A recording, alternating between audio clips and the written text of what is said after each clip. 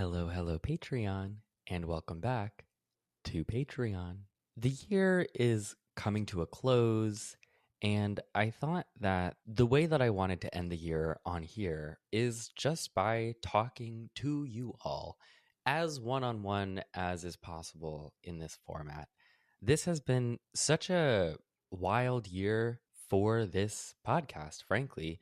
A lot more people listen to it now than did a year ago in ways that are kind of overwhelming, in ways that I'm trying to grapple with and sometimes actually struggling to grapple with. For example, the last episode that I put up about Nicki Minaj, it has like 500,000 views on YouTube in a few days, which is, I think, a number that is not a lot to a lot of people. But to me, it is like kind of excessive, to be honest. Like I'm extraordinarily grateful, and obviously the goal to a certain extent when you're putting things out online is to reach people, but man, sometimes those numbers, it can be a little overwhelming. So needless to say, I am so grateful that this is my job now, and you, those of you who are here on Patreon, have played a huge part in making that possible. And if you're watching this video because you've pirated the unlisted link from someone and you haven't paid, I want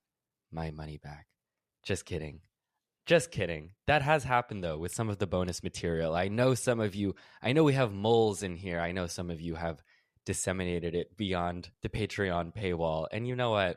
That's okay. If I make something that is worth pirating, then I'm proud of myself for that. But anyway, I have taken a lot of the questions that you asked me on the post where I called for the asking of questions. I have put them together and organized them a bit in a Google Doc, and I will be answering all of them to the best of my ability. I got close to 200 questions, so I'm not answering every single one of them, but I also did, if there was a number of questions around the same topic, like media diet, or certain questions about personal life stuff, or I would say the question I got more than anything else was about cats. I tried to pick representative questions to kill a number of questions with one answer, sort of thing. Without further ado, I hope you enjoy. I hope this can just kind of be like me and my gay voice sort of buzzing around in your ear while you do chores or fall asleep or whatever you're doing right now. Thanks for being here, and here we go. Kia Hansen asks, if you could pick the cast of the Bi Sister movie, who would you pick to play the main characters? Now, the boyfriend and I called him in for this one, and we kind of agonized over it together. Here's what we came up with. If you disagree or you have your own cast, I would love to hear them. Please comment. For Tati Westbrook, we have Reese Witherspoon, but Bryce Dallas Howard also auditioned and didn't get the part. Here's my rationale. Reese Witherspoon, when I think of her best roles, I think of her playing like a frazzled, vaguely conservative white woman. And that is what Tati is, especially at the height of Bi Sister. I feel like she could just do a really good, I never thought I'd make this video, but when you're very publicly associated with someone and that's no longer the case, you have to make that a public split. Like, I think Reese Witherspoon would fucking devour that. Now, for James, we have Benny Drama, but who auditioned and didn't get the part, Millie Bobby Brown and Sabrina Carpenter. For Jeffrey, we have Charlize Theron. I think that Charlize could do a great... First of all, she kind of has that like bone structure that Jeffrey has. And I think she could do a great sort of a feminine but deep-voiced Jeffree Star. Now, the runners-up for that role were Ruby Rose and Cate Blanchett. They auditioned, didn't get the part. Sorry, guys. Shane Dawson will be played by none other than Seth Rogen. Nate will be played by Rob Pattinson. I feel like he can play off that like cool, disaffected, sexually ambiguous type of guy. And Sam the waiter will be played by, he's hot right now, Connor Story. I feel like he can do the sort of himbo, I want to address the situation with James Charles. I feel like he could do that pretty well. So that's my lineup. If you have differing thoughts, I would love to read them. Please comment your casts and let us all deliberate together. Next up, Susanna asked, have you ever thought of leaving the country due to the political situation? If not, why not? No. So this is a thing that a lot of, when I was in high school, for example, I heard a lot of white liberals say around the 2016 election, like, oh, if Trump wins, we're going to Canada or we're going to Europe or we're going wherever. And the vast majority of them did not do that. There are some people who have left the country. I think Rosie O'Donnell and right, wasn't it Rosie O'Donnell who left the country with her trans kid? Right, she went to Ireland with her kid. And like, if you have a reason, of course, based on, like, for example, if you have a trans kid, let's say you're undocumented, like, there's a whole number of reasons why someone would leave the country under the Trump administration. But I'm like a white American podcaster. I think I have an enormous amount of privilege. And I think what I've been called on to do as part of this moment is to use whatever platform I have to speak truth to power, right? I think that I can do that best from the US. I'm not facing the first wave of attacks that Trump is exacting on the people of America. So I don't have that many lines of defense between me and a fascist regime, but I have enough to feel like I am where I am supposed to be. Ash Carson Green asked, I want to know about your cats. What are their names? Where did they come from? How did they come into your life? Etc., etc. So let's talk about cats for just a moment, because that seemed to be a really pressing issue for a lot of you. So you may have noticed that at a certain point in my content, cats became a fixture. I feature them relatively often. I love them. I have 2 of them. But you never got a proper introduction. I don't really talk about their names or their backstories. Here's what happened. So I started dating someone about a year ago, and he had 2 cats. They are both rescues. One is from New Mexico. The other, his backstory is a little more ambiguous. Boy and a girl. The boy's name is Artemis. We just call him Mouse. The girl's name is Kitty. I sometimes call her Catherine because I think of her as regal and I give her a regal name. Whereas Artemis, I just call him Mouse because he's a little pea-brained. But these 2 cats came into my life through that relationship. And now they are such a huge part of my life. And I grew up in a household where that was never an option. The only pets that I had as a compromise with my parents was 2 guinea pigs. And, you know, I love guinea pigs, but there's only so far a relationship can go with them. And I've always really loved cats and dogs, and I never got the chance to have them. And now I have 2 beautiful ones in my life. Yeah, they have totally changed my life. Like, I can't say enough how much the fucking cats have changed my life. And I will continue to share glimpses of cat life on social media where it's appropriate. Now, to that end, Johanna Shaw asked, I'm kind of curious how you and your boyfriend met and how long you have been dating. Now, the vast majority of this is not going to be personal question type content, but, you know, there were a few. And I know I've mentioned on the podcast a number of times that I have a boyfriend who I bounce a lot of ideas off of, and I do. He's in the room with me right now. Anyway, his name is Tim. Can I say his name is Tim? His name is Tim. We met about a year ago through a mutual friend whose birthday party I was at. If you're watching the video version of this, those are Tim's toes twinkling in the back of the video. He's saying hello. Tim lives in San Francisco, which is why I have been in San Francisco a lot this past year, which I don't necessarily post about where I am. But if you are like picking up on backgrounds of photos and such, you'll maybe have noticed a lot of San Francisco in there. And that's because I'm in San Francisco about half of the time, and in New York, of course, the other half of the time. I will say, like, I started working really, really, really hard at the social media stuff when I was in college. Now I'm 27, and in the vast majority of the time since I started working, I really didn't date. And then eventually, when things reached a certain place with like the size of the audience had grown and all of that, I kind of just stopped doing like dating apps because that was really hard to do because like when you're, you know, a niche gay micro internet celebrity or whatever the fuck they call it, and you're like in gay and in a city and on a dating app, it's like the circle gets really small really fast, and it becomes hard to date because kind of just people want to like talk about the internet, and that, you know, that's not really what you want to do on a date. So I just kind of threw in the towel on dating until I met this person in real life through a real life friend who has changed my life a lot, and sort of indulging my personal life outside of work and very separate from work has been a really beautiful thing, especially as work has gotten more and more intense simultaneous to the intensity of like the political environment that we're all in. So I'm very grateful for my boyfriend,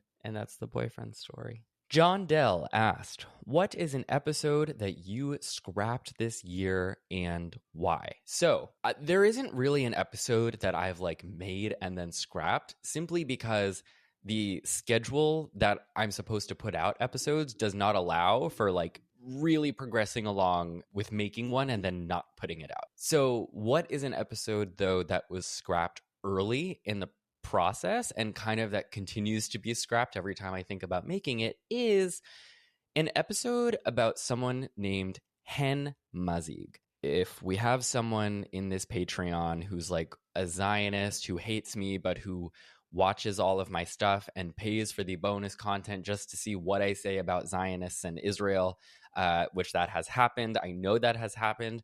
These people have made content about my Patreon content, so I know that they paid for it. But if this gets back to Hen Mazig, then, you know, there's nothing I can do about that. But he is, and I'll throw pictures on the screen if you're watching the video version of this, he is one of the foremost Zionist propagandist influencers on social media. He is a gay man, and Hen was one of my biggest fans before October 7th. And I don't say that in an egotistical way. I just think it's true. When I first made the Instagram page for A Bit Fruity, at A Bit Fruity Pod, and I remember I made an Instagram story announcing that I was starting this podcast, I remember Hen Mazig was like maybe the fifth person to follow that Instagram. And he would tweet at me, you know, all the time, nice things. But it was like, you know, we're both gay Jews, that kind of thing. And then I remember October 7th happened, and I didn't immediately say something because I was kind of still figuring out my role to play in that conversation very, very early on. And I was kind of also trying to understand what I believed, which I will always say I think it was pretty embarrassing that it took October 7th and the ensuing genocide for me to learn about like Zionism and the fact that it's, you know, a far-right fascist ideology that I was indoctrinated into since childhood. But I remember Hen Mazig was one of the people who very early on sent me a message and was commenting on my stuff about how he had always loved my work online and he was so disappointed that I hadn't said anything in support of Israel yet. And I saw, and he had like 100 or 200,000 followers at the time. And I was like, oh no, I'm disappointing these people, these Jewish community leaders, da da da da. Of course, I've come a long way since then, but well, so has he. And Hen Mazig is someone who is so tied into celebrity culture, just like Noah Tishby, who I am about to make an episode about for Patreon with Matt Lieb. That should be coming in a couple weeks. Hen, he had a New York Times profile shortly after October 7th that called him like Israel's whisperer to the stars. And it was not a critical profile. It was a fawning one. It was a puff piece. He's, you know, like so many Zionists, and especially people who do Zionism for a living, he has become extremely radicalized, very far right, even though I'm sure he still identifies as a liberal. But as we've examined on this podcast, it's a tension that falls apart, just like it did with Deborah Messing. Hen, there's an interesting thing that happens with parasociality and parasocial relationships with influencers online that has happened between Hen and myself. You know, before October 7th, this is someone who had a very strong parasocial relationship with me. And that's okay. But what happens a lot of the times when you disappoint someone who has a really strong parasocial relationship with you, and I've watched this happen a lot of times, just rarely where the other person is also an influencer who can then go on and like obsessively disparage you. But what happens is they can't just relinquish that relationship. They can't just say, oh, I was a big fan of you on Twitter or something, and now I'm just going to not care. The strength of the relationship remains, but it just kind of gets channeled in another direction, which is that they become some of your most vicious haters and detractors. What happened when I started speaking up for Palestine was Hen Mazig, while he was also, meeting with celebrities and telling them what to think about Israel and yada, yada, yada, he would post a lot about me, like a lot about me. And his audience was like growing very, very quickly because he was gathering up all of these Zionists. He made infographics about how I was a bad Jewish person and how I was a token Jew and a self-hating Jew and whatever else. And there's a lot of these sort of like influencers who have chronicled everything that I've said about Palestine for the past 2 years and, made content about every single one of those things. And it's sometimes, that's hard to grapple with, this feeling of like constant surveillance. But I guess it's something that I subject myself to. Anyway, Hen has made a really interesting career, and I've wanted to make an episode about him before, but I just know that me talking about him on such a public platform is kind of what he wants. And I know also that he would never let me be if I made a piece of content about him. And so it's kind of one of those rare instances where I'm doing something to preserve my mental health by not making that episode. Kind of looks like Hassan.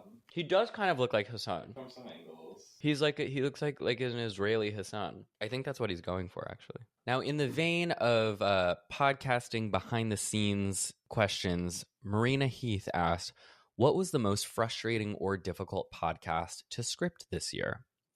So I would say the most I stressed about an episode this year was the episode about Grimes. Now, that might sound random, but that episode was fascinating because Grimes, while not like the most famous celebrity that I've covered or anything, she represents, and especially at the time, represented so many issues about feminism, about Elon Musk, about bodily autonomy, about abuse and coercive relationships, and white feminism, and complicity with fascism, and like so many things on this indie artist. I remember I went into that episode with a certain view of Grimes, which was extraordinarily critical, and I still think that those criticisms hold up. But Taylor and Kat, who I did the episode with, were a lot more empathetic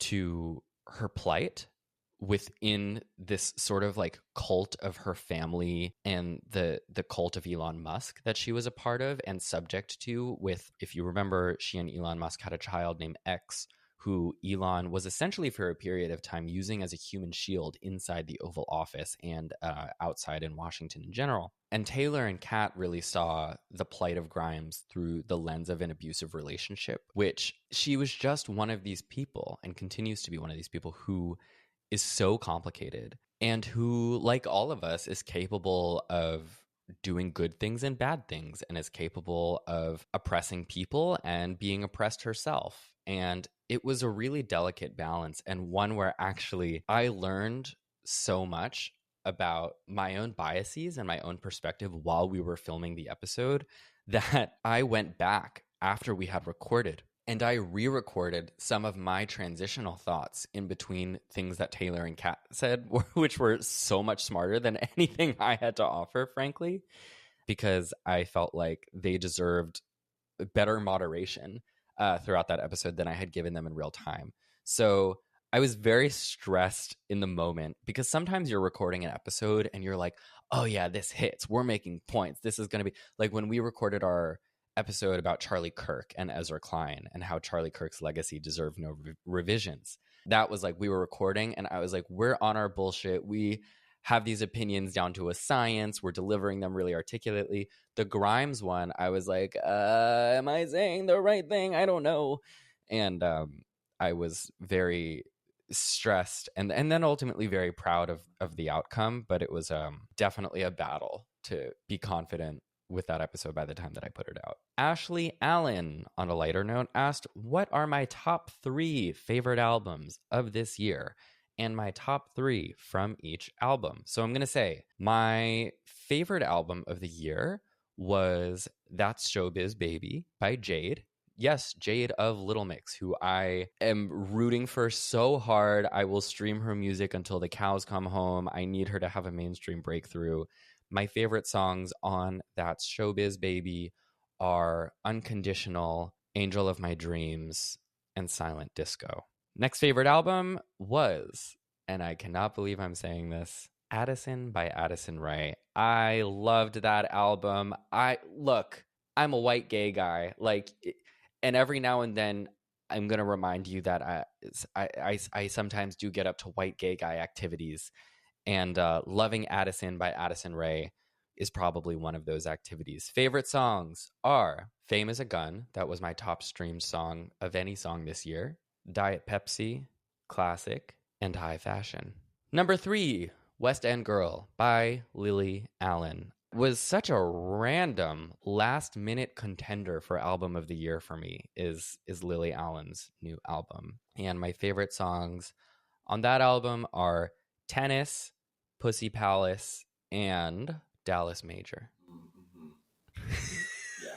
Yeah. Thanks, babe. Aurelia asked, feeling like an adult and being an adult are two very different things. How have you coped with the sudden onset of scrutiny from people who would do anything to prove you wrong? Now, I think this is a question that's definitely open for interpretation, but I'm focusing on that last part of coping with people who are scrutinizing of everything that I do. To me, this is a slightly different question than how do you deal with online hate, which is a question that I get a lot. My answer to the online hate debacle is I mostly just look away. And I mostly just try to, keep a lot of padding between me and the comments section. But I want to return to what I said earlier about the most consistent noise in my ears regarding like hate and scrutiny and criticism is from very online, often LGBTQ Zionists. And I think that's because there's a community of these people online who think that they have a lot in common with me, being young, being queer, being very political, being very online, but they're Zionists and I'm anti-Zionist. And, sometimes it's hard to tell if other people even see the type of stuff that these people say about me because I'm aware that it does not naturally break out into most people's For You pages. I just get tagged in this stuff frequently and sent this stuff frequently. But there's a lot of like micro influencers in that world who just, it feels like anything that I tweet, anything that I post, anything, like things that I think are totally innocuous that will become like fodder for these people's own content. It's bizarre. It's bizarre. It's been 2 years of non-stop surveillance and scrutiny from this crowd of people in a way that has affected some of my real life relationships. I mean, people that I knew, where I grew up would like send me like X, Y, or Z Instagram story from someone complaining about, oh, Matt's a self-hating Jew. Matt, it very rarely gets to me anymore. But like I said, this sort of like 24/7 monitoring from these people is sometimes hard to deal with because it sometimes feels easier to just quit for the sake of your own mental health and be like, I'm just going to stop doing this. I'm going to stop putting myself in a position where I can be constantly monitored and scrutinized. But you know what? Like, it's also really hard, like being a victim of a genocide. And I think I can deal with like Zionist podcast scrutiny if Palestinians can survive a genocide. Do you know what I mean? So at a certain point, you have to put it into perspective and be like, it's fine. You're okay. You can deal with it. Nina B asked, what are your strategies for internet detective work / finding old tweets or obscure media relevant to the topic you're researching? I thought a lot about this with how detailed you and Kat were with By Sister. Now, I will say my process for when it comes to gathering information for episodes comes extremely organically to me because I am a nosy ass bitch.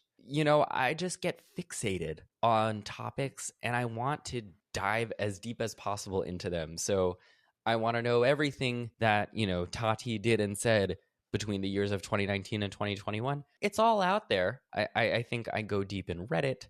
I go deep in Twitter. I use the Internet Archive, archive.ph. It's rarely the case where I pick an episode topic and then I'm like, okay, well, now I have to learn the basics of this topic. Like it's usually a reverse situation where I can't look away from something. I'm totally fixated. I always say my episodes are my little fixations. I've already created, files upon files upon files of screenshots and videos and clips and old tweets and compiled them. And then it's just a matter of organizing them in a way that does not make me sound like a totally deranged freak to the audience, which I think I can trick you into thinking I'm not a deranged freak about half of the time. Kyer asked, do you still watch any makeup content creators? And if so, who would you recommend? I still watch religiously a woman named Hannah Louise Poston, who is a smaller makeup YouTuber. If you are still into makeup YouTube and want a version of that content that is not drama related, that resembles nothing of Bye Sister, that is soothing right before bed or while you're eating, I can't recommend Hannah enough. She is someone who reviews makeup and shows you how to do makeup so thoughtfully and so artfully and so like in a way that you would also wear makeup every day, like not sort of the drag makeup that a lot of content creators do because it looks good on camera. In fairness, I also love that makeup, so love to everyone. I've always loved Hannah, and I would watch her videos while like eating dinner years ago. And then finally one day I sent her a message on Instagram and I was like, I just want to say I love your content so much and it makes me love makeup even more than I already do. And we've since become friends, and we've hung out in person a bunch of times. I'm wearing, she made a blush that I'm wearing right now. So if you love makeup and you're into that content, I recommend Hannah Louise Poston a lot. And if you are in the teeny, what I imagine is a sliver of an intersection of the Venn diagram of Hannah's audience and mine, hello. This is probably an important crossover to about 4 people here, and I cherish each and every one of you. Hannah Moss asks, basically, what are my top 5 pieces of media from this year? And I wrote down 5 here that all meant a lot to me for different reasons. The first one was Charlie Kirk's Legacy Deserves No Mourning by Elizabeth Spires in The Nation. That was an essay that The Nation published maybe about a week after Charlie died, probably less. And it was amidst a flurry of those like Ezra Klein adjacent articles where it was like, it felt like every piece of media that was coming out of every mainstream institution was like, no matter how many despicable things Charlie Kirk said and did during his career, we all must gather for state-mandated mourning right this second. And I know that you all felt the way that I felt, the way that kind of everyone on like anywhere left of center on Twitter felt, which was like, huh?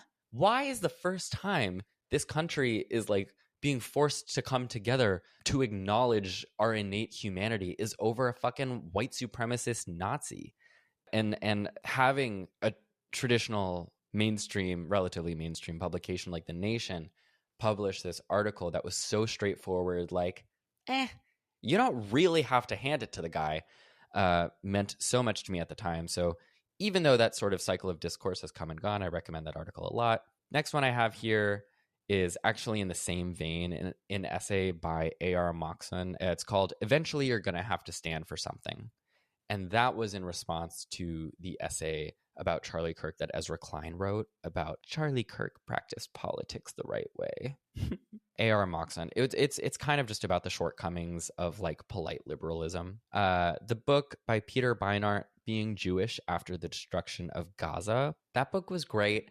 It was, I will say, if you're here in this Patreon, there's a good chance you might have read it. And if you haven't, is a book that echoes a lot of things that I've said on this podcast, things that you probably already agree with and in pretty plain language.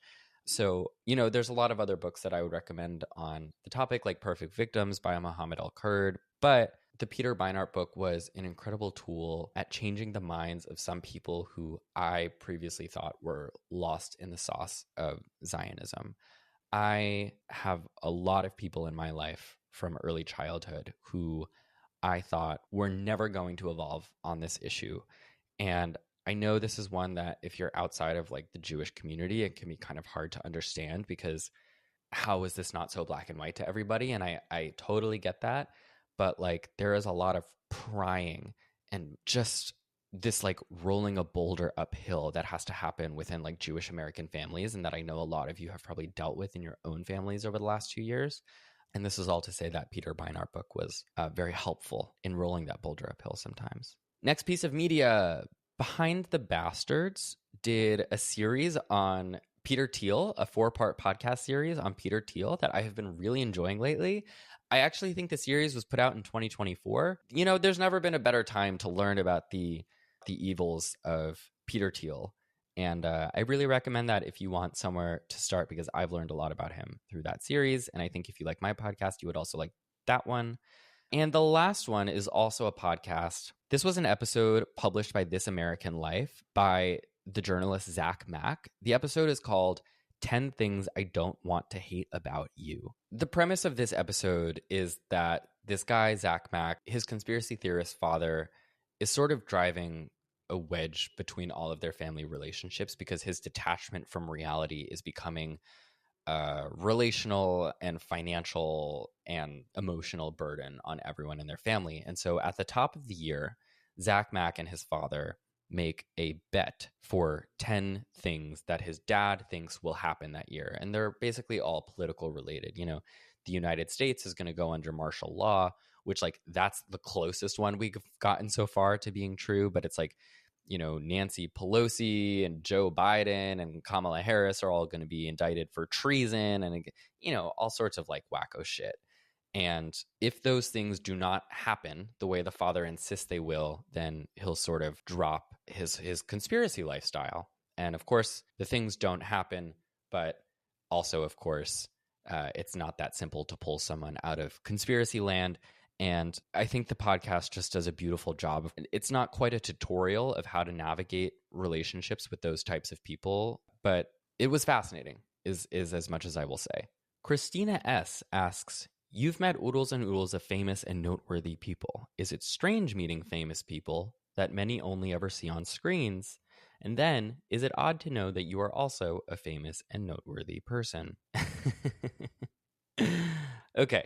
Well, so I will say I have met a decent amount of famous people, and for the most part, they're all quite normal. I think a lot of famous people feel insecure about how to leverage their platform for political good, which is the reason they seek people like me out. Also, a lot of them are just gay and figuring out how to be gay. And so that's actually the most common reason that I will get the message.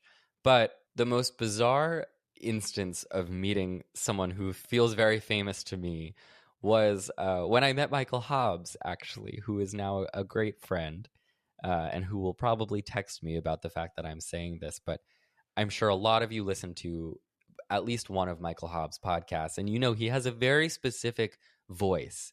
And I was listening to Maintenance Phase for years. I would say probably 2 years before Michael and I finally met in person at a cafe in New York. And when he first sat down with me and he started talking to me, this voice that had only existed in my ears for years, speaking my name to me, it was like an out-of-body experience. I remember for the first 20 minutes I was like, Michael, this is so weird. But he's now a great friend of mine, so that just goes to show you. I don't know what that goes to show you, but shout out Michael Hobbs. To the second part of your question, Christina, I don't think of myself as famous or noteworthy. I don't know. I'm just a guy who does things on the internet, and sometimes people listen, sometimes they don't. I don't know. I don't think of myself as famous. Aoife asks, and I think that's how you say your name. I am so sorry if I fucked it up. I think it's an Irish name, and I actually just Googled the pronunciation. So assuming that your name is pronounced the same way as Google told me to, Aoife asks, I was wondering if you had any thoughts or are interested in the idea of covering real-life discourse around fiction pieces. This is such a fascinating question because the one time, as you may know, that I tried to explore political theory through fiction was through Wicked when the first movie came out.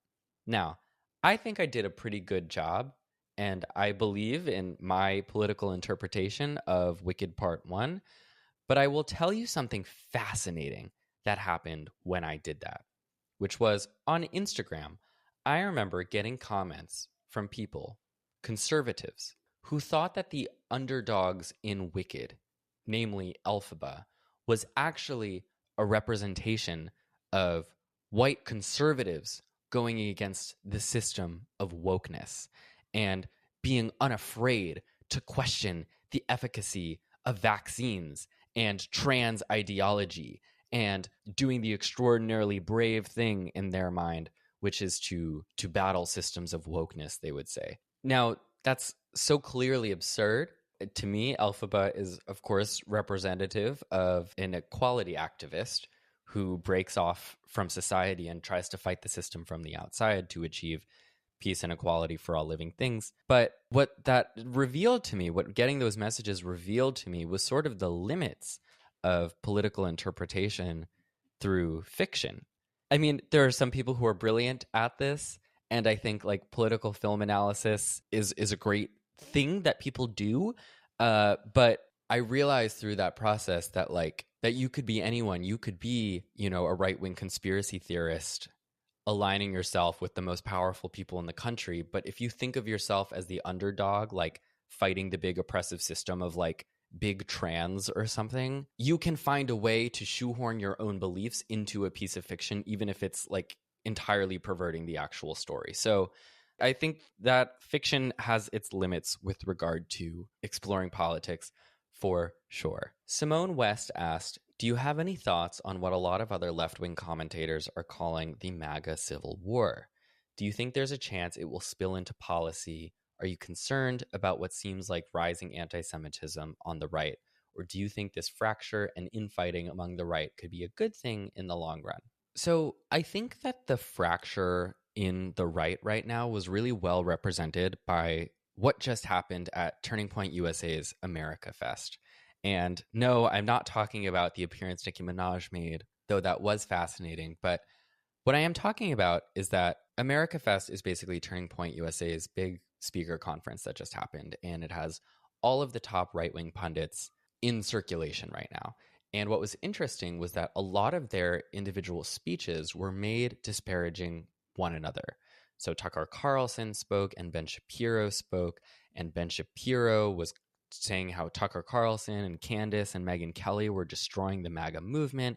And the main divide right now for these people is into two factions that we're going to call the MAGA faction and the America First faction. The MAGA faction is made up of people like, obviously, Trump, but also J.D. Vance, people like Erica Kirk, Ben Shapiro, and these are right-wing, racist, there's a lot that these two groups share in common. These, they're all very anti-immigrant, anti-trans, racist, white supremacists, etc. But the MAGA faction, I would say first and foremost, has a huge allegiance to the billionaire donor class that is key to the success of Turning Point and the MAGA movement at large. And it's also very, very, very pro-Israel, as Republicans have generally been. The America First faction is led by voices like Tucker Carlson, Candace Owens, Marjorie Taylor Greene, creeping influence from Nick Fuentes. And these are people who, like I said, also super racist, super anti-trans, super anti-immigrant, essentially right-wing populists, but they are also very anti-Israel. Now, the anti-Israel sentiment comes from a more explicitly anti-Semitic place, which is a hard thing to talk about because then, you can very easily fall into the trap of like Jonathan Greenblatt, liberal Zionism, all criticism of Israel is anti-Semitic. No, it's not what I'm saying. It's just that oftentimes these people's criticism of Israel is born out of a place of like, they'll tell their followers, all of your money is going to Israel when it should be going to your healthcare. And while I think that is true, they will kind of lean further into, and it's going to Israel, and you can't have a nice life because of the Jews. And the Jews are running the governments, and the Jews are running Hollywood, and that's why you're not allowed to criticize Israel and the Jews and the Jews and the Jews. And what's unfortunate about that group is they are gaining an enormous amount of power right now by doing audience capture with a huge swath of the American electorate that has become naturally anti-Israel because we've just been watching Israel commit a genocide for 2 years while Democrats do nothing about it. And they are essentially capturing that audience and twisting the knife to say, And you know what? It would be really helpful if you scapegoated the Jews. And wouldn't that be such a great way to bring you into right-wing populism? I think Democrats are so responsible in a lot of ways for the recent success of these figures by leaving the humanitarian cause of Palestine just wide open on the table. Like it's pathetic. But essentially that is how I understand the MAGA civil war at the moment and how Israel is at the center of it. Which one of these two groups between MAGA and America First will win out? I think we will ultimately see in the 2026 midterms. But ultimately, I think the right is trying to figure out what comes next after Trump. And we're going to figure out if it's a sort of similar Trump-like figure like J.D. Vance, or if it's someone who is, I think, much more explicitly an anti-Semitic white supremacist like Tucker Carlson. We'll find out. Christian Scholler asks, you consume so much stuff online that goes against what you believe in for the podcast. How do you turn it off? Is there anything you watch to counter it? How do I turn it off, babe? I don't. Do I turn it off? No.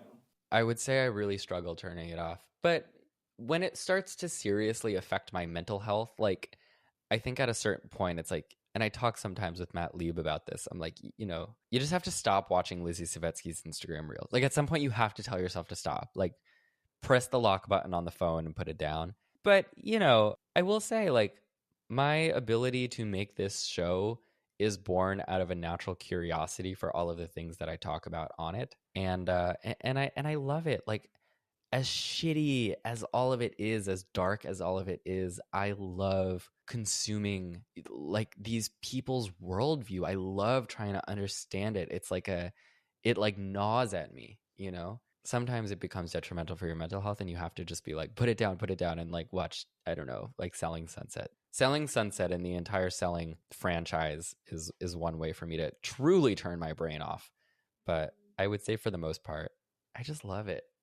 And not everyone has to, and most people don't, and for good reason. Grace Raymond asks, where do you personally draw the line with people in your real life as far as the beliefs they hold and whether you want to associate with them and in what capacity you associate with them? I find it really challenging to know when I should let go of or limit a relationship due to the differences in our understanding of morality. So, I recently had a friend who, after like a really, really long time of trying to get this person out of the clutches of Zionism. This is like a young person. This isn't like, a grandparent or something. I finally recently was just like, I will be here for you if you one day find that this isn't what you thought it was and are confused by the bedfellows that you have made in supporting this movement. But I am really no longer available to you under any circumstance.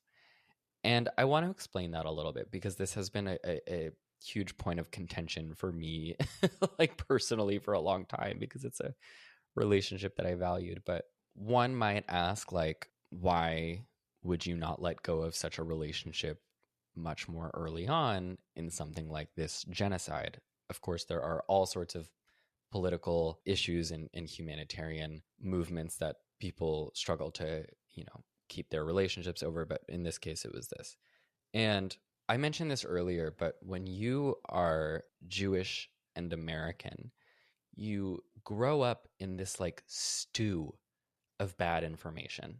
Again, I know it sounds wild, but like it's really, really hard, despite all of the reality of what Israel does and what Israel's existence is predicated on, which is the nonstop suffering and oppression and subjugation of Palestinians. Like, it's really hard for some people, especially if they grow up in a particularly conservative Jewish environment, to disentangle themselves from the belief that, like, no matter how bad it gets, like, this is what we need to do to survive. And like Deborah Messing was one of these people where, like, I believe that she was authentically scared that if she went outside of her home in Zoran Mamdani's America, that her head would be cut off or something. Like, it's a racist fear and it's unfounded. It's founded only in racism. But nonetheless, like, she really authentically believed that. And so I come from a place in my personal life because of my upbringing and my like going to a conservative Jewish synagogue and the whole thing, where like I know a lot of people like that. So anyway, what I have done is try to, as a very privileged person, make myself available to these people as a resource. And, there's this whole thing among, minorities on the left that it's not your responsibility to educate people. And I think on matters of your own existence, that's true. Like, I would never say to a trans person, like, you should really put yourself in these situations constantly with transphobic people to prove that you're valid and wait for them to come around and let them, validate your existence or not. Like, I don't think that's the job of a trans person to do on trans issues. I don't think it's the job of people of color to do on their humanity, or gay people to do on their humanity. I do think it is the job of privileged American Jews to advocate to other American Jews about the plight of Palestinian people, because it's being done in our name.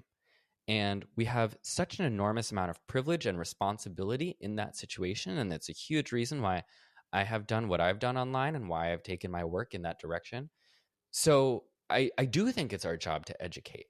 And I do think it's our job to remain a lifeline to the people in our close personal circles who are not yet out of the clutches of Zionism. Like, I don't think it is actually moral to say in a situation, especially, and I feel this personally, and if you have disagreements, please comment, but like, I don't feel like it's a moral position to be like, I'm going to cut you off. With that being said, I have tried so hard with, this one person that we're talking about for so long.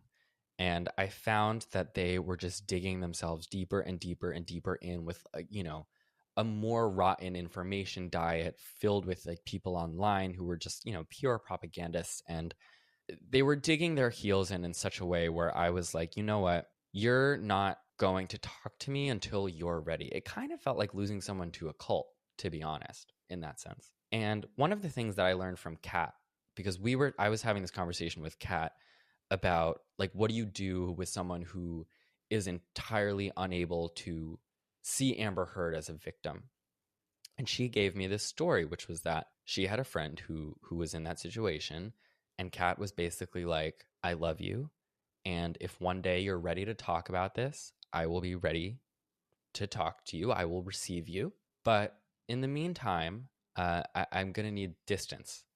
And that is essentially what I did. I tried and I tried and I tried, and it pained me. And then at a certain point, I said, I'm going to create some distance.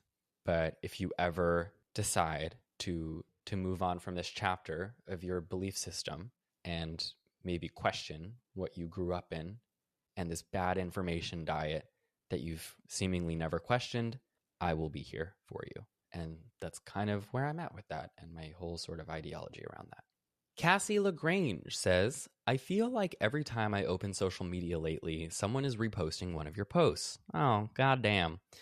I'm just wondering how that feels. Along with that, where do you see yourself in the conversation? Like, do you see yourself as an influencer, a pundit, just a guy with opinions that people listen to? I'm curious because you're obviously saying what a lot of people are thinking, myself included. I don't know how to feel about it, to be honest. Sometimes people come up to me and they're like, oh, I saw someone in my hometown from Alabama shared your content, or I was able to use something that you wrote to reach my parents on this issue and I thought they were totally lost, and it started a conversation between us, and they live in, the Bible Belt or whatever. It's strange. It's never going to be not strange. I'm so grateful for the reach that some of my stuff has had, and it will never be not strange, and I will always be entirely grateful. And I just don't take it for granted. How do I think of myself as a place in the conversation? I think I do think of myself as just a guy on the internet whose opinions some people listen or don't listen to. I hope that's not a cop-out, but I think the point that I want to make and how I understand myself as like a niche micro gay internet celebrity political public figure type person is just that I am not a democratic strategist. That's all. That's all that I really want to say. Sometimes I know I post my opinions about what Democrats are doing wrong, and I think I'm well within my right to do that, just like we all are.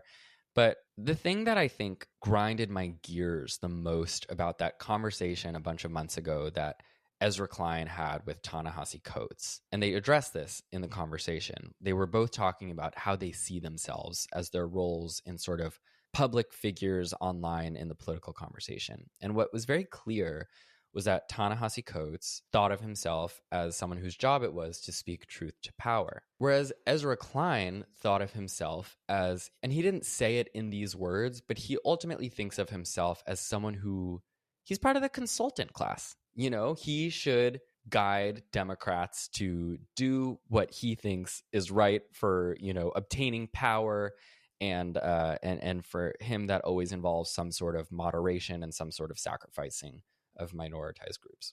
I want to come online and say my opinions. And do I think that like the Democratic Party should draft policy based on everything that I say? No. But I speak my truth when I come online, and I speak to things as I see them. Do I think all of my ideas are like politically expedient? No, but I don't think it's my job to draft strategy for the Democratic Party. I hope that that makes sense. I just think that like people who fancy themselves these like armchair consultants end up just with the most exhausting politics, and they're always the first people to say, well, that's not realistic, and well, you should consider, you know, that person with that position isn't electable, and da da da da da. It's just it grinds my gears, and I don't want to be part of that cohort online. Lex Powers says, hi Matt, I was at your show in Seattle. It was so cool to meet you. It was so cool to meet you too.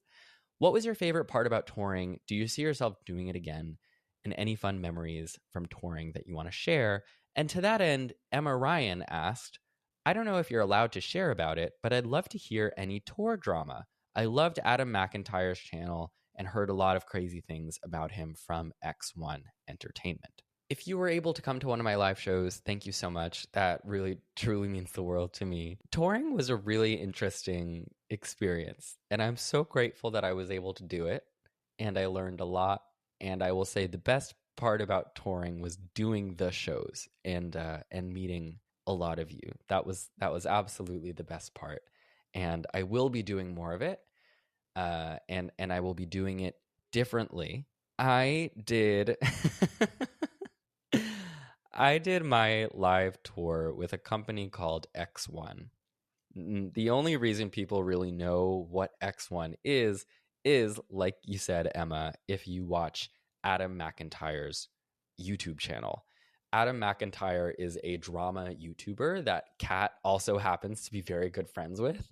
And Kat actually traveled with him on his tour, which was put on by the same touring company that did mine, which was called X1. Adam had a lot of drama with this touring company that I didn't have to that extent.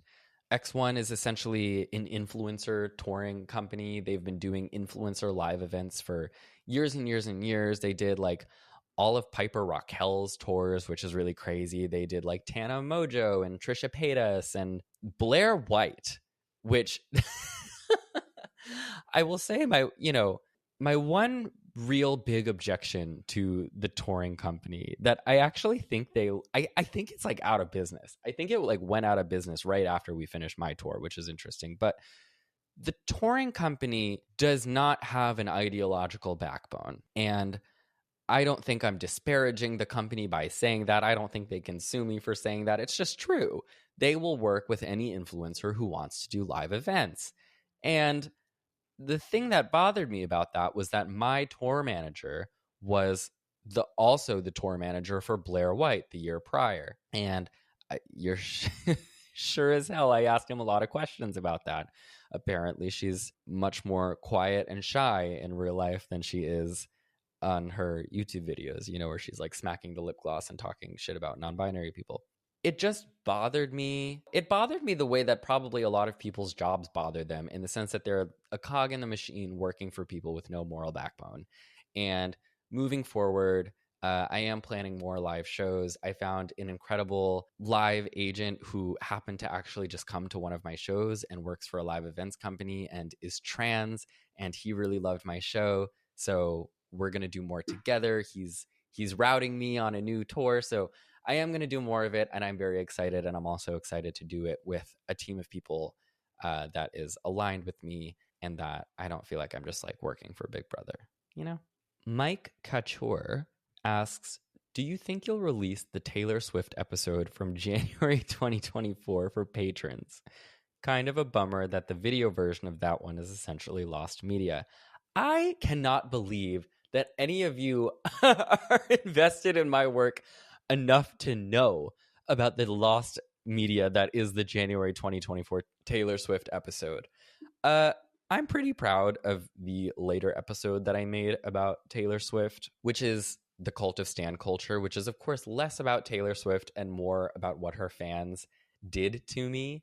What's interesting about that early episode I made about the political power of Taylor Swift, I think you can still listen to it on the audio apps.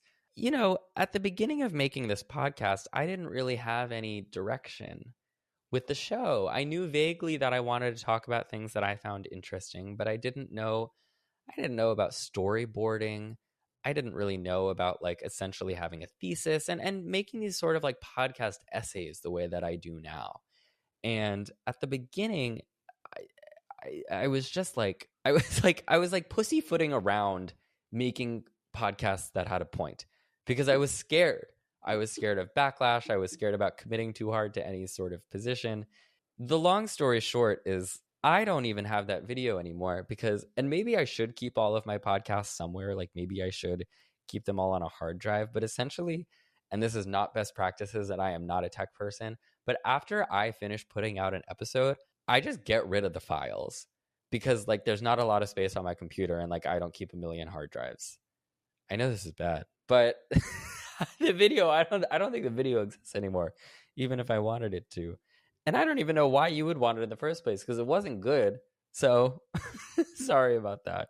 Anna Lisa asks, I'd love to hear your thoughts on Candace Owens. She's been in my periphery as a right wing conspiracy theorist, but I recently had a friend swear by her theories. So I have been itching to do a Candace episode. Let me know if you would like to see one. I don't know anyone who is more tuned in, like obsessively to Candace Owens than Taylor Lorenz is. And I really want to do one with her because honestly, I am for the most part as confused as you. Candace is someone who lived in New York City when she was like late teens, early 20s, and she worked like a marketing job. Like she was a city girly, she was a liberal.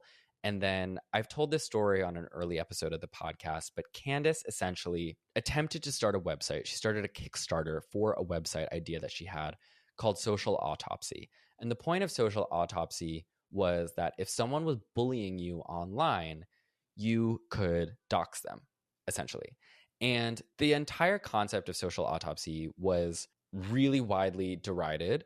Keep in mind, Candace Owens was not famous yet. She was just like a gal with an idea for a website. But it was really widely derided for, invasions of privacy in the same way that like a lot of people, especially like Taylor, are now advocating against all of these laws that would force, identification checks to sign up for social media, that kind of thing. And it was especially derided by the left for the privacy issue. And it was defended very early on by like, I think it was like Mike Cernovich and maybe Milo Yiannopoulos, these prominent right-wing figures who embraced Candace before she even really had a public political identity. And this was the famous story where Candace would go on to say, I became conservative overnight. She very quickly understood the power of conservative online media and the way that she could see herself become a part of it as a Black woman. And obviously, she's created this enormous empire, but it's never been enough for her to just be like one of the most famous people in conservative media. I don't know. I think Candace Owens would like run for president if she could. Like maybe like a true career in politics is somewhere down the pipeline for her. She is so unbelievably power hungry. And she, of all of the people who do right wing commentary online, is one of the most depraved, in my opinion, in the depths that she will sink for content. And I don't think anything has represented that better than the way that she's exploited the death of Charlie Kirk, who was like apparently very, very good friends with her. And the way that she has spun conspiracy after conspiracy to the point of needing to do this like intervention with Erica Kirk, which I don't know if any of you followed that, but they essentially had a private meeting that both of them came out of. And we were like, we're very amicable, but Erica was like, Candace was still not conceding something. Like her views on all of this content that she's been making about like, did the Mossad actually kill Charlie Kirk, and were all these foreign governments involved, and the Jews, and it's so crazy.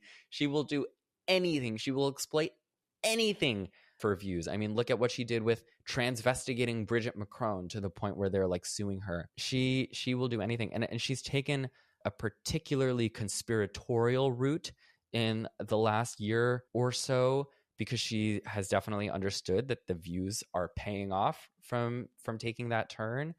And she's just nuts. She is just nuts. And it's really interesting. Like I said, she's sort of in the forefront of this America First faction that is really tearing apart MAGA. And what I will say about Candace is that while someone like Erica Kirk is such like a classical conservative grifter who will ultimately say anything to boost the power of Turning Point, of the billionaire donor class, of the Republican Party, of the RNC, like Candace doesn't actually care about anyone or anything except Candace. And it's very interesting to watch her be willing to tear apart the conservative movement to enrich herself. There is a Trump-like quality in that, because ultimately Trump is out for himself before anybody else as well. So, Annalisa, you mentioned that you have a friend who out of nowhere swears by her conspiracy theories. Well, she's doing, like I said, she's doing audience capture. It's what she's doing with this anti-Israel stuff. It's what she does with her conspiracy theories. It's what she did with all of her anti-Blake Lively content. She already has all of these like normie conservatives with their like normie conservative views, but she will go other places in the culture to capture new audiences and bring them into the fold of Candace. I would say of conservatism or of the right, but it's really just into the fold of Candace. Candace works for Candace. And it's really quite working out for her. So let me know if you want the episode. She's just nuts. She's just nuts. Yeah. Suradha asked, what's your personal podcast rotation and pop culture diet look like? I consume everything. But I will say, in terms of political news, because I feel like that's probably what most of you are curious about, I think the two things that I return back to the most are, one is the Majority Report on YouTube with Sam Cedar and Emma Vigeland, and the other is Breaking Points with Crystal Ball and her co-host Sagar. The concept of Breaking Points is it's a number of people who vary along the political spectrum covering the news together. Crystal's co-host Sagar, he sometimes goes off the rails for me, and it drives me insane. But Crystal Ball is incredibly smart, and a lot of the guests that they have on there are too. Same with the Majority Report. For pop culture, it's terrible, but I mostly, the fastest way to get the news with pop culture is through Twitter, and it sucks. It sucks, but it's why I'm still on there. Pop Base, Pop Crave, they're always the first to break the story. Sean Callahan asks, speaking for myself as a fellow gay, now living independently going on 2 years, yay, mazel tov, congratulations, Sean. 2025 has been a rough one for me in terms of figuring out family boundaries, work-life balance, therapy, and new depression amidst everything going on in this country. How have you been taking care of yourself this year, given everything going on in the US and the world? Like I've said, I mean, I swim in like news and content about news more or less constantly, but that's because I love it. Even when it definitely is wearing at my mental health, like I still love it. There are points though where, like I've mentioned, you have to unplug. And I think that's okay to a certain extent. Again, always like evaluating your privilege and stuff, but self-care has become I feel like it's been like buzzworded to the point of becoming a meme, but the actual conceit of self-care in the lens of social justice, it's what you do so that you can come back and serve your community better. And I think it's a shame that self-care has been perverted into this thing of like, well, you should just constantly tune out of everything and love yourself and go to the spa and nobody else matters except you. And you should like live in your home with no furniture and just do like endless rituals of self-care that are actually like a performance of like a 100-step skincare routine or whatever the alpha males were doing at 4 a.m. But self-care is actually a political concept that originates with the idea of taking care of yourself so that you can return to your community with renewed energy. And I think that is important. The way that I do that is like, I like going to the gym every night. Not everyone's thing. I get it. And there is certainly body dysmorphia that plays a role in my doing that. But, ultimately it is a real benefit for my mental health. Again, I watch a lot of reality TV. I unplug the phone, and that's how I do it. Savannah asked, who is the one person that you've done an episode with that you would love to have dinner with? And you have to choose one. So this might shock you, but I would really, and I've thought many times about how I would really, really love to sit down with Deborah Messing. And I said this to my boyfriend, and he was like, really? That's who you would pick? And yes, the answer is yes, because throughout my many, many, many, many, many months of chronicling Deborah Messing, there have been so many times where I've wondered, like, has anyone told her? Does she know? Does she know what this looks like? Has anyone attempted to draw her into self-awareness? And for all of her crazy, evil, racist shit, I'm really just so genuinely curious.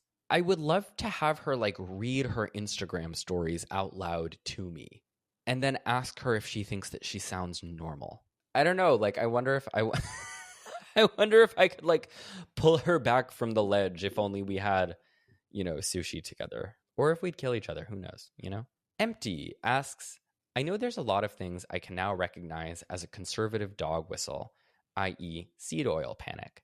How do you recognize these patterns when they first appear in the news cycle? So I had a number of questions like this, like what do you see as like the through line dog whistles between all of the celebrity figures you've covered who have made these rightward shifts? And I would say more than any specific thing, whether it's transphobia, Zionism, alt-right wellness panic type stuff, especially with celebrities, but I think this can also apply to just like everyday people that we know on a personal level. The biggest, most consistent through line through all of them is a fixation on personal grievance. All of the people that I've covered have been unable to take criticism. They've been unable to reflect on times where they may have been wrong. And it is always the first thing that happens before they start digging their heels in deeper. J.K. Rowling did this with transphobia. At the beginning, she was just tepidly talking about, well, if trans people were persecuted, I would march with you, da, da, da.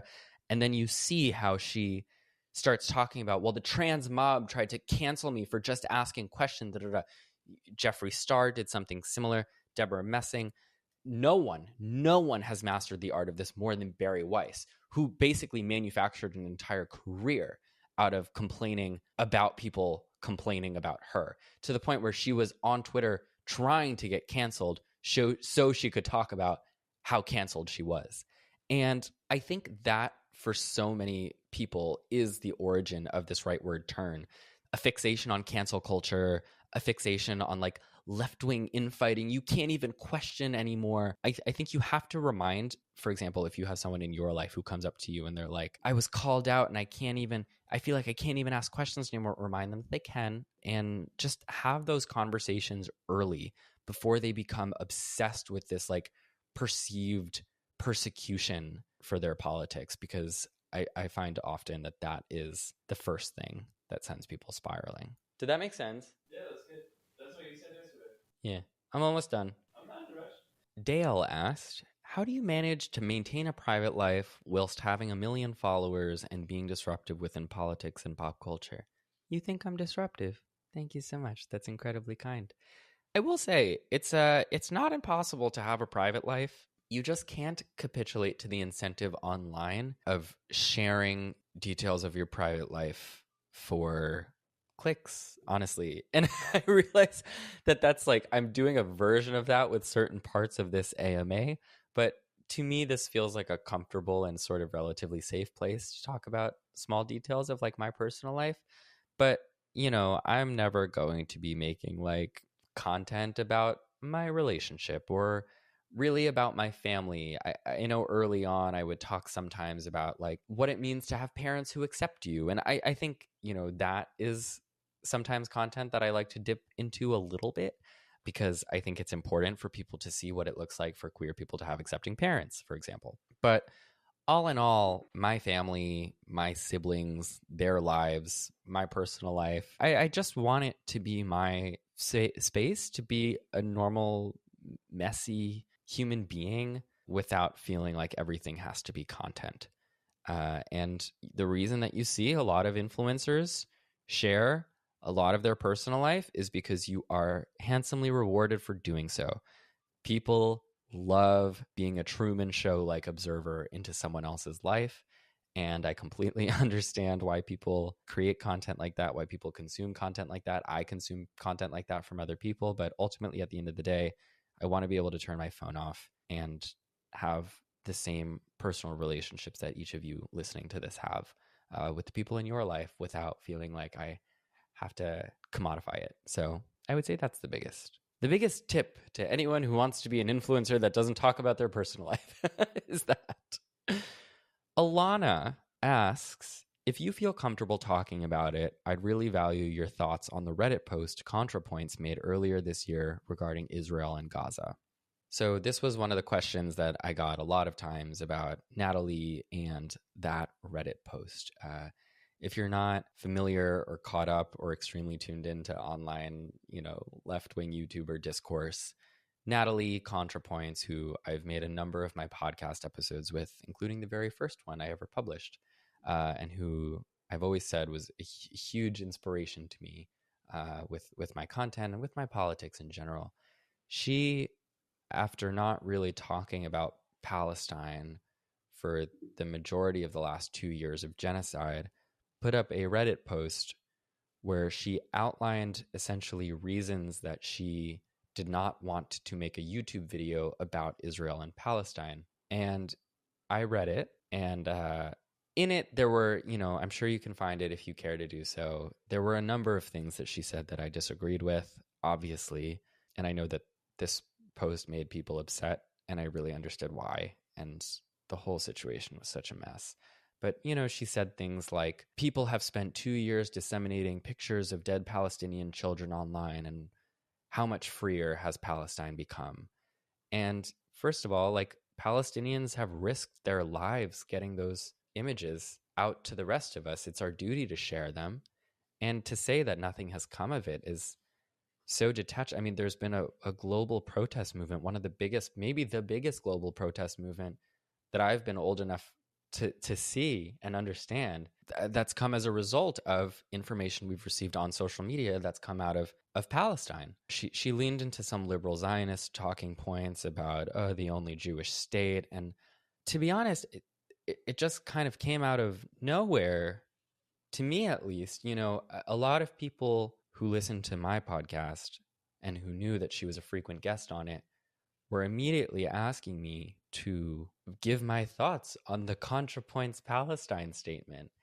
And I've never felt the need to add to what became a pile-on in that situation, because I would rather just talk about Palestine itself and talk about the institutions that are keeping Palestine oppressed, like Israel, like the Democratic Party and the Republican Party and the ADL and all of the people who tried so hard to defeat Zoran. Like, I'd rather talk about the issue itself, and also, I think as much as I had a working relationship with Natalie through the episodes that we made together, I had the same parasocial relationship with her still that probably a lot of you did and do from her years and years and years of making truly excellent and groundbreaking work online.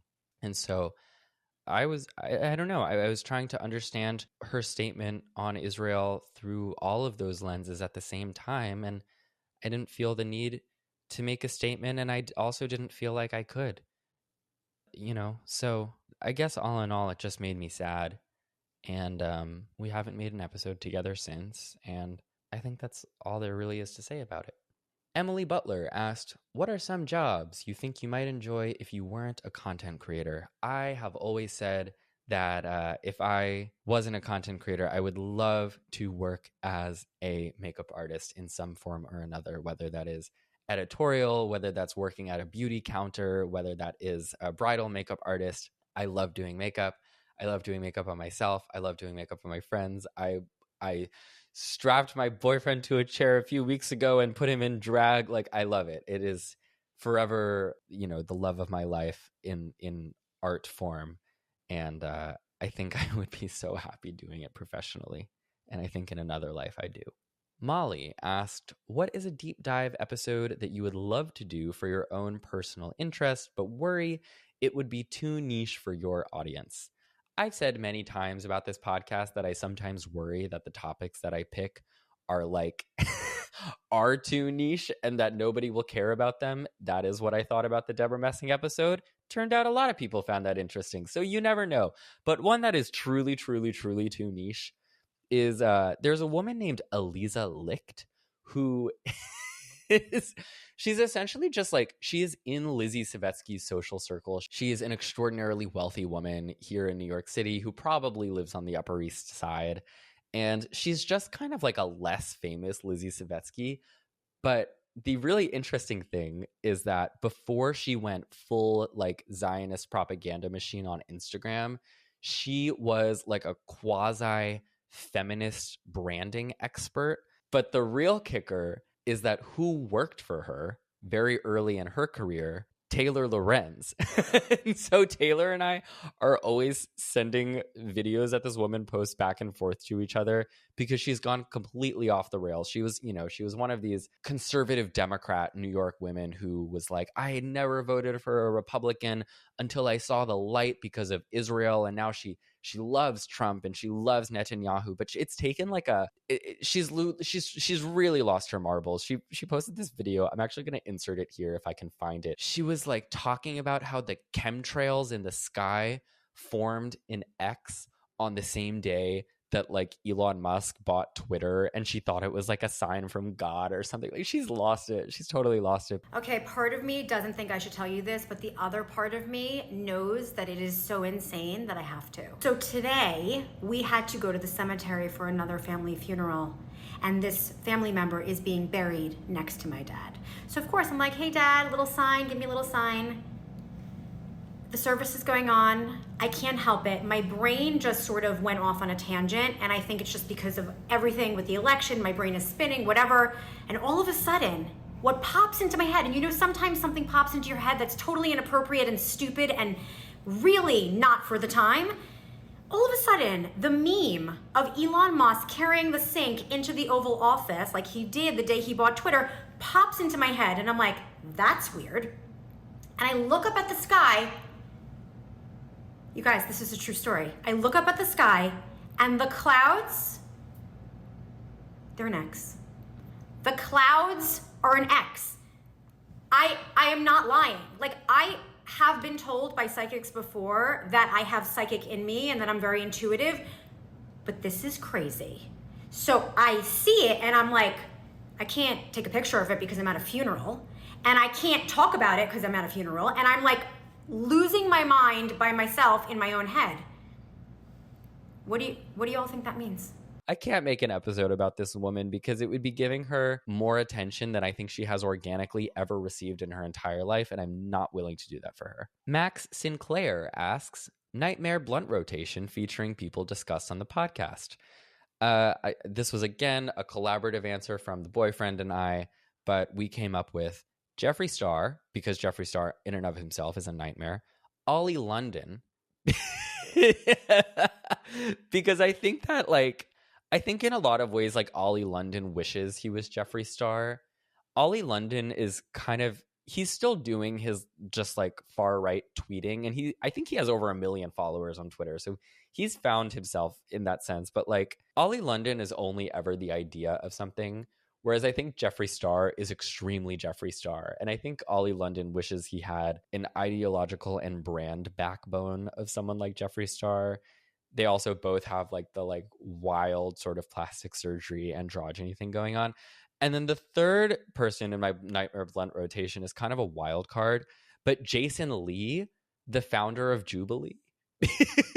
Because I feel like Jason Lee would try to like moderate the Nightmare Blunt rotation and be like, how can we all find middle ground? And like, this will ultimately land in Nazi territory, but like, I'm a humanitarian at the end of the day. And like, we're running ads on this right now. Jason Lee is enemy number one. Also, like, I would put Deborah Messing in this, but I already put her in my dinner answer, so I can't do that. Zoe asks, my family is Jewish and my mom identifies as a liberal Zionist. Her main reasoning is that Jews have always been killed and kicked out of everywhere, so we'll always want somewhere safe to escape to.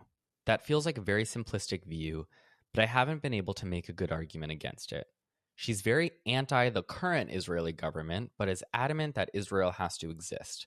I'm sure there are lots of other American Jews with this perspective. Any ideas for what could help persuade people with this view?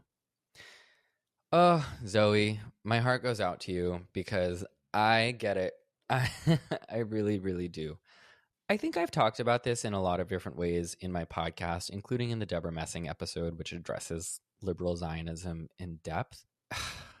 It pains me to talk about this in any way that does not center Palestinians. And that's not me trying to perform virtue or anything like that. It's just like talking about Jewish feelings while Palestinians are being genocided always feels rotten. That being said, I do understand the value of trying to make arguments that appeal to the types of people that often myself, and in this case, our friend Zoe, is trying to appeal to. And I just think that, like, as I said in the Liberal Zionist episode, I don't personally think there is much of a distinction to draw between the Netanyahu government and any other government that has ever controlled Israel, because they have all carried out the project of Zionism, which is Israel as an ethno-state, which is predicated on Palestinian subjugation, checkpoints, death, bulldozing of houses. And I think the bottom line is this, and this is the argument that I think can appeal to this type of person the most. If you're concerned with Jewish safety, Israel is not making Jews safer. And we have seen no better example of this than in the last 2 years as anti-Semitism has risen globally as a result of anti-Israel sentiment.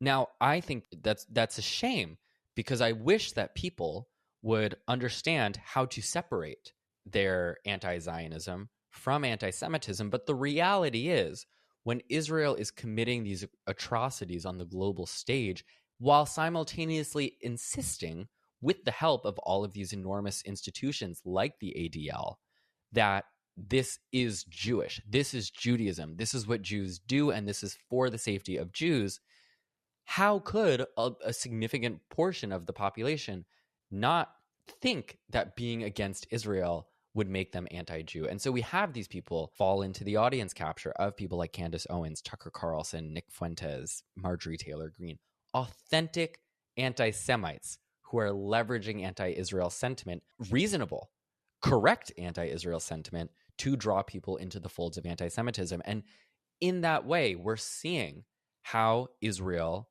and the actions of Israel and the project of Zionism as a whole is making American Jews less safe. Look, 2 years ago, you had to be in a very specific part of internet discourse to even know who Nick Fuentes is. But he has leveraged so much of this anti-Israel sentiment to essentially creep his way into mainstream political life in America. He had dinner at Mar-a-Lago with Kanye West, another figure who we don't have time to talk about today. But I just think you have to beat into the heads of these people that Israel makes Jews everywhere less safe.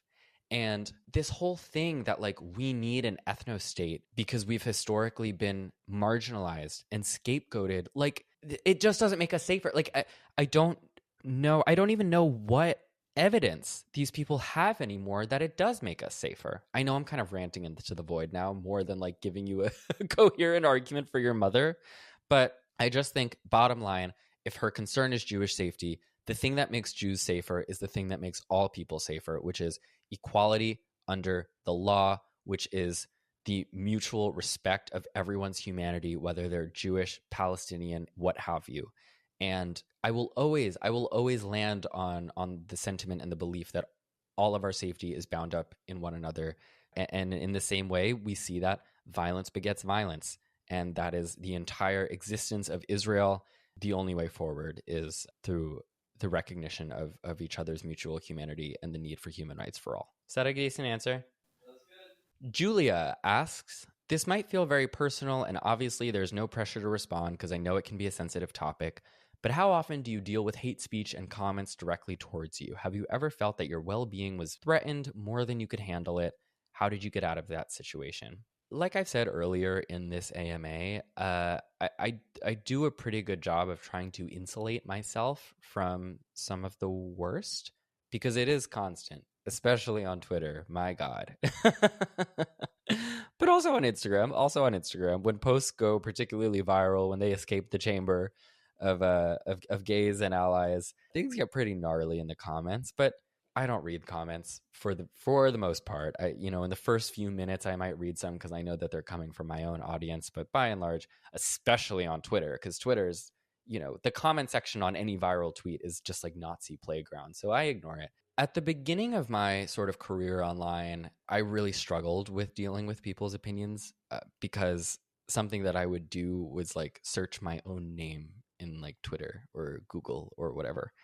And I had a friend who had been in public life on a much larger scale for a much longer time than I had, a celebrity, if you will. I was talking to them about this, and they equated what I was doing in terms of like searching my name and trying to understand what everyone was saying about me and feeling like I had to exert control over it. They equated that to self-harm, like digital self-harm. That really still resonates with me to this day because it is serving the same function as physical self-harm, which is trying to exert control over a situation that is out of your control in a way that will damage your body and your mental health. So I stopped. I think that conversation that I had with that person was like, I never searched my own name after that. And I still don't. And sometimes, you're still forced to see things. People will send you things about yourself, not realizing that it'll hurt you. Algorithms will feed you mean posts about yourself, and that sucks. I might take a beat.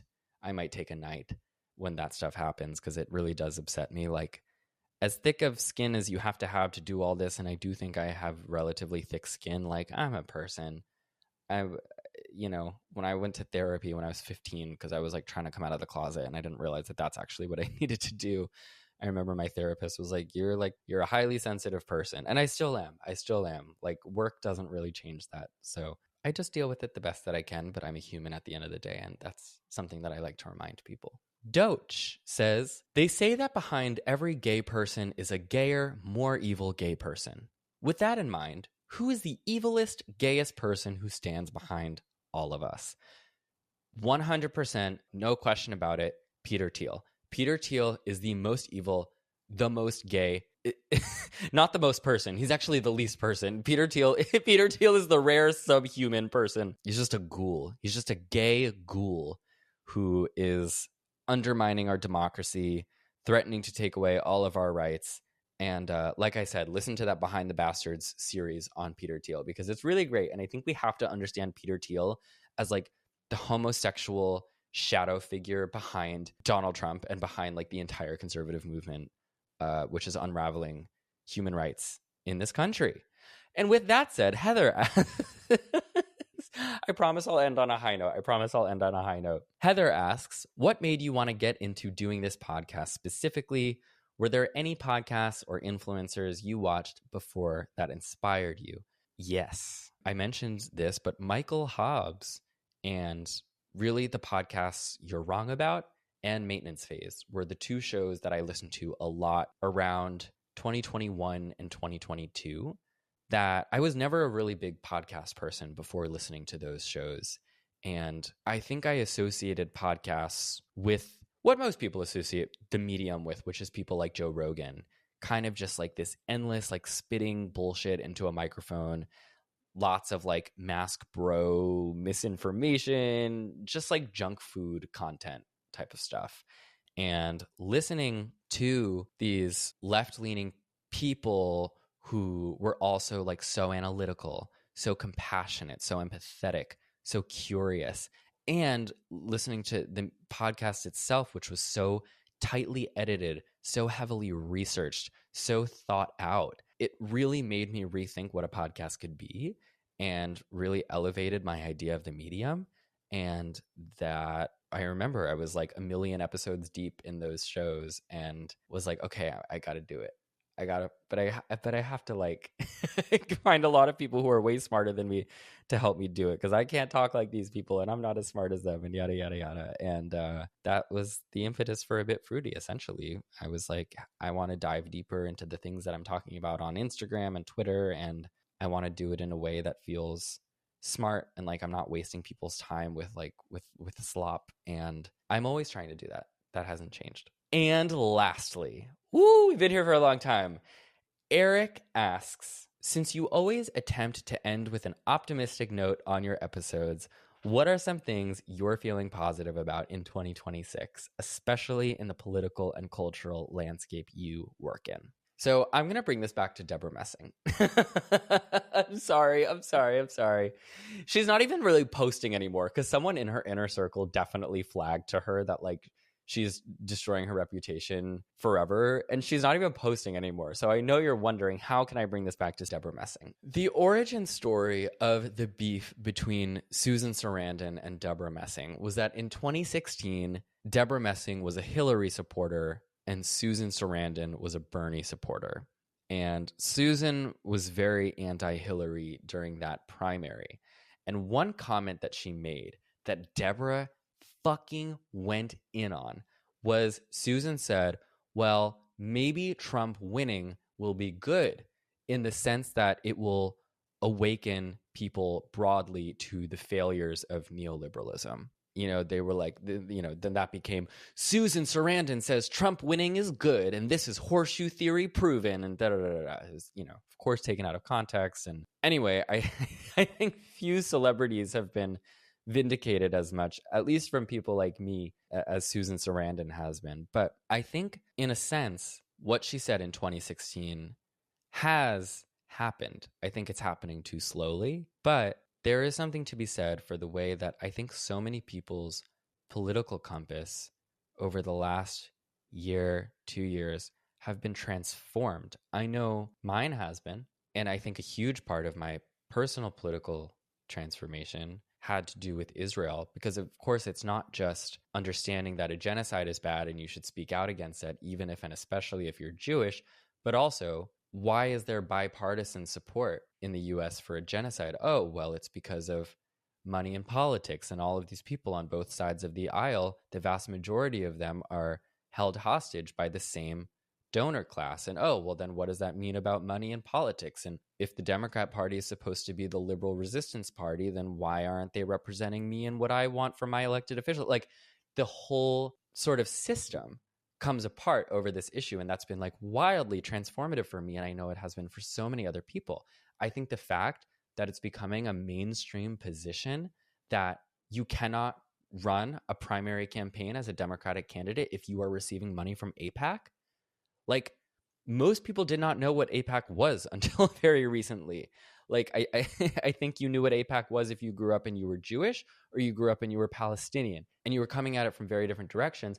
But now it feels like everybody on the left, and even like, you know, like center left, like people know what AIPAC is, and people know how radioactive AIPAC is. And that's just one example. But I think there has been this collective awakening, and there continues to be this collective awakening, because things have gotten so bad and people are understanding the massive failures of the systems that have got us here. And that includes the systems that have created the Democratic Party to be the failure that it is currently. And I think from that, and maybe I'm optimistic, but you asked me for my optimistic answer, there are few places to go but up.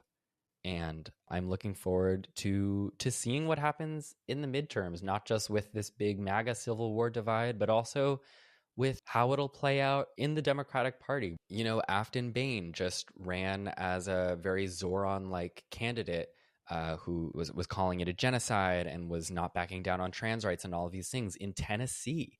And she didn't win, but she lost by, I think, about 8 points to the Republican in a district that Trump had won in 2024 by about 22 points. So she closed the gap by double digits. Like, I think these are canaries in the coal mine that we should have hope. And we have to, right? Because if we don't, then like, what's the point of any of this, you know? I don't know. I'm not podcasting for podcasting's sake. I think we have things to look forward to. I do. And if there's one thing I promise to do, it is not shut the fuck up. I will keep talking into this damn microphone as ethically and as optimistically as I can. And with that said, I have been doing this for just over 2 hours. And quite honestly, I really enjoyed it.